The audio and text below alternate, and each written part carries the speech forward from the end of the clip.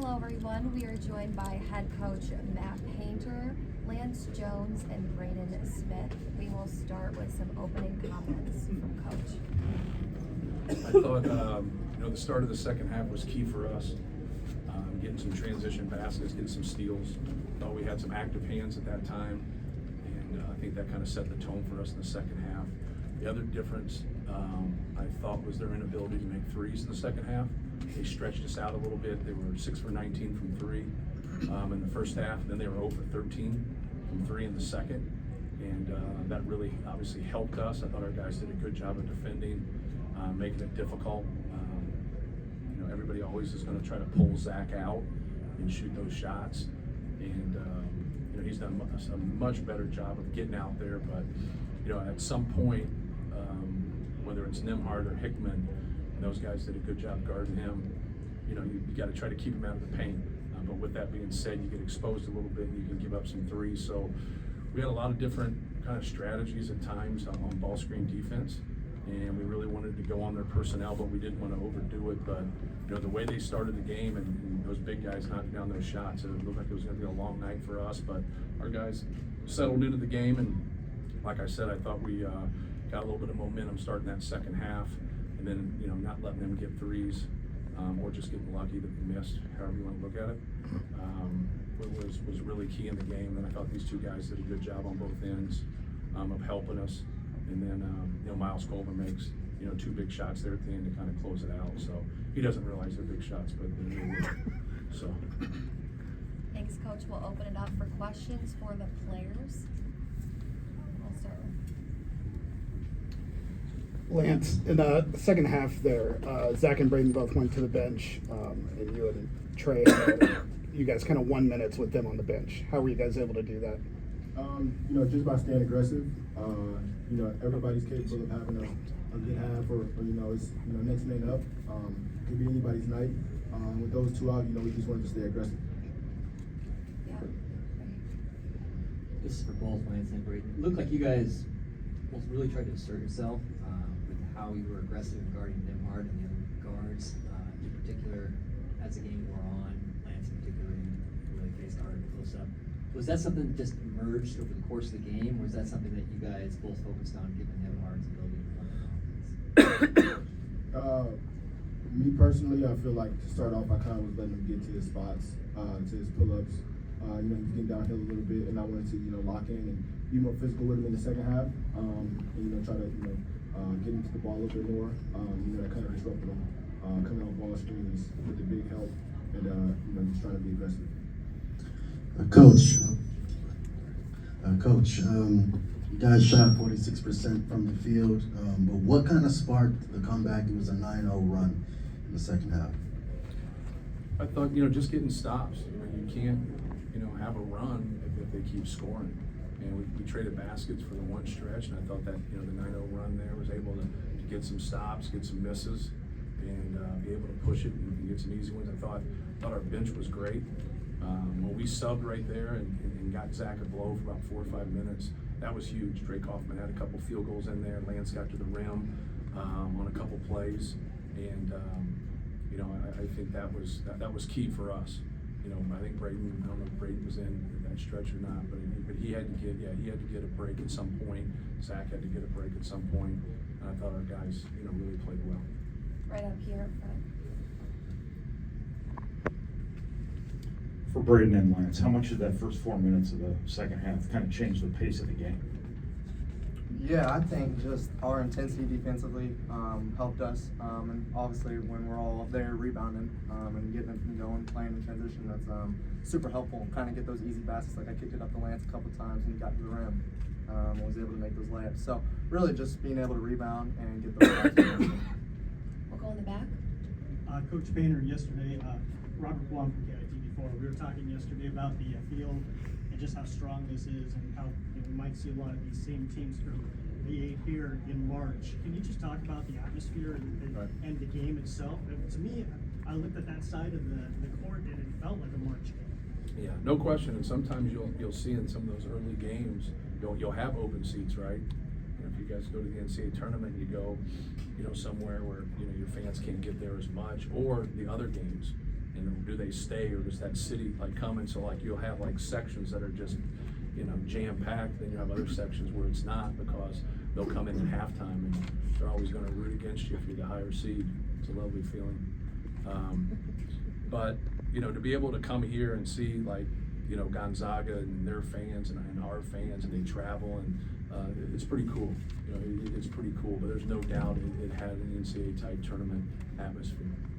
Good for those guys too. As far as, I mean, this didn't feel like a November game for me. I don't know what you guys thought. I definitely felt like you know, it was kind of a marked game. You know, both of the fans, you know, they were in it. And, you know, we played good. We both played good. It was just a competitive game all around. Matt, I'm not great at math, but I believe Edie is now 27 to 30 from the free throw line last 3 games. Just how unique of a big man and the work that he puts in is he? Yeah, no question.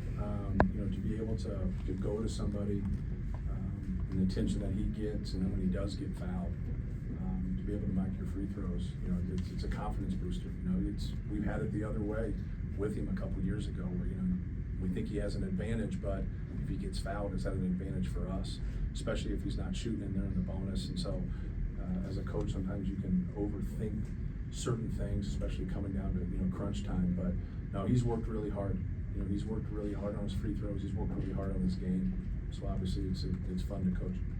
We'll take 2 more questions from Lance and Braden so they can get to the locker room. Yep, up front. I'll wait till I want to have her paint off. Okay. Yep. For Lance, how much was this a testament to your guys' ability to just kind of wear people down and kind of keep coming until, you know, things start to turn? You know, I feel like we stayed connected as a group. You know, they came out, you know, they were hitting, you know, tough shots, but we never let it get to us. We stayed together, because there's only so much the coach can say. So I feel like, you know, within the group, we stayed together. We knew it was a game of runs, and you know, we just you know, fought it out at the end. One last question in the back. For Lance and Braden, what's it like to have force in the paint like Zach in there to play off of, in general, but also today specifically? Yeah, for sure. It's definitely an advantage.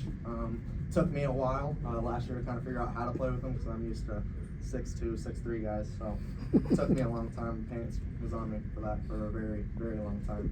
But now that I finally figured it out, and just kind of letting them work, and then also it helps us on the perimeter as us guards and Fletch, when he's getting double teamed and all that attention, being able for him to make that pass out and get us the ball. Thanks, Braden and Lance. Now we'll open it up for questions for Coach Painter up in the front. Matt, just I'll say the same thing I just asked Lance. How much was this testament to your guys' ability with your depth and with your physicality to just kind of outlast people sometimes? Yeah, you know, we didn't, you know, shoot the ball great, and I think a lot of times when you have some skilled guys, now that affects other parts of their game. I don't think it affected other parts of our game. I didn't think we did a great job of boxing out and rebounding the basketball tonight. We had good stretches, but we just were inconsistent. But yeah, I think to be able to, you know, I wouldn't say that was like an ultimate grinder, but it was still one of those games. It might have, probably to them, it seemed like one, you know, because of the way they've always scored the basketball. They've done such a great job. But, you know, we just couldn't get, you know, that rhythm until the end of, you know, getting stops and getting scores and getting that run and putting that run together to get some separation. Up front. Matt, what did you think of Braden's just overall floor game and your confidence in him to just kind of always make the right play? Yeah, I thought it was good. You know, we've handled a lot of drops in ball screen defense, and tonight they were high hedging, and we knew that was coming. Obviously, we played them last year, and I thought they did a pretty good job with it. Gonzaga did, and I thought he started a little bit less is more. Like, you know, you can't just attack and get past their outside shoulder every time. If they beat you to that spot, you know, you got to be able to retreat dribble and get the ball out of your hands and get them in rotations and let other people do the work. You know, sometimes he just wants total direct assist, and at times he's got to be able to move it and get those hockey assists. But he's good, man. He's got a level of toughness to him. He's got some poise. He can make pull-ups, and you didn't see much of it tonight because the ball screen defense was more aggressive. But just trying to get him to make reads no matter what people are doing. I thought they switched on him one time and he waited and he took the guy and, you know, he got to the rim a couple times when they switched. I thought he did a good job of breaking down the defense and just making the right read. We'll take 2 more questions in the back. Matt, you touched on that stretch when Zach came out for a few minutes in the second half and how important that was. Yes. During that stretch, your team still had a large edge in points in the paint, on Lance in particular. What does that say about your post game to still come through without Zach on the floor? Yeah, you know, you want to live in the paint offensively, and you want to keep it out of the paint defensively to the best of your ability. But yeah, Trey Kaufman-Renn, he didn't get off to a great start. But then trying to get him in more minutes, I've kind of screwed up the rotations unintentionally as the game progresses, because I like having him in the game when Zach's not in there. It gives us that other low post threat, even though they start together. And then we didn't get that. And then when we started the second half, I just felt like starting Mason and getting some better spacing to kind of see, you know, how they would handle that. If they would overdo things with their 4, then, you know, he would get some shots. But they were pretty committed to staying, even though they came in on the dribble some, you know, one-on-one. But then once it went to Trey, we thought they wouldn't come, and they didn't. And so if that was the case, we were going to just try to go to him and let him make some plays. And I thought he did a great job. With that, at that stretch, you know, Lance, you know, got a couple plays where he got in the open court and drove. And I think he made one layup and missed another layup in that stretch. Final question up front. Matt, it looked like they did a good job of making sure Edie didn't catch the ball real deep in the block. Right. And prevented a lot of easier baskets. You'll most likely see the same thing again tomorrow with Tennessee, which will throw similar size to them. Right. What kind of adjustments will you make in game? And it feels like to me you guys did a good job of adjusting that already today. Right. How will you make sure that the offense doesn't collapse? Yeah, they have a choice in what they're going to do. You know, it's every team that we play. Like, you go into the game and like you can watch. What happens is most of the time everybody has like a comp on the other team. So you see like, okay, they're going under pin downs, or they're staying tight on pin downs, or they're doing things. He doesn't really have a comp. So like sometimes you'll watch a lot of film like, oh, okay, this team's played 18 games. This is how they've handled low post situations. Then you'll face them and it's totally different, because they feel if they do it that way, you know, he'll have the advantage. So we've seen about everything. I've seen almost everything work at times too. Like, a lot of people say this doesn't work and that doesn't work. It's really the fight. You know, it's like, who wants to fight to get deep position? Who wants to fight to keep you from getting deep position?